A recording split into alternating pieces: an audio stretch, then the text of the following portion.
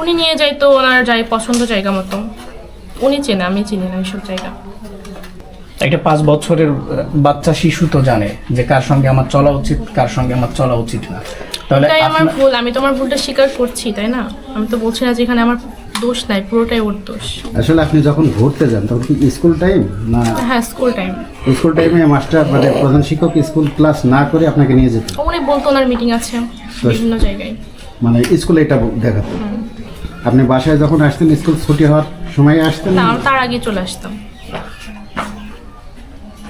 ওনার বাসাতে কখনো কি নিয়ে গেছে না আপনাকে? না, আমার বাসাতে কখনো যাই না। কোথায় কোথায়, মানে আপনি তো দেখা যাচ্ছে বামুনদি বা গালনি, মেহেরপুর বা কাজীপুর, এগুলো তো চেনেন।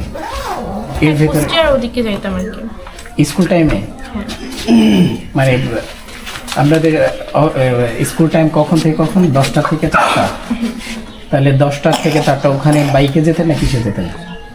এখান থেকে আমি আমার ইচ্ছা মতো যাইতাম, পরে ওখান থেকেও বাইকে করে নিয়ে যেতাম। ইচ্ছা মতো বলতে কি দুজন তো একসঙ্গে তো যেতেন? এখান থেকে আমি একা যেতাম। একা যেতেন? হ্যাঁ, হোটেল না আসলে ওটা, আমি বুঝি নাই কখন ওটা আসলে কি, মানে একটা জাস্ট নর্মাল বাসা। মানে উনি বললে আপনি চলে যাইতেন? হ্যাঁ। বুঝেছি। আপনাদের ভেতরে তো ভালো রিলেশন ছিল, তাহলে হঠাৎ করে এমন সিদ্ধান্ত, সব কিছুই তো ঠিকঠাক ছিল, এটা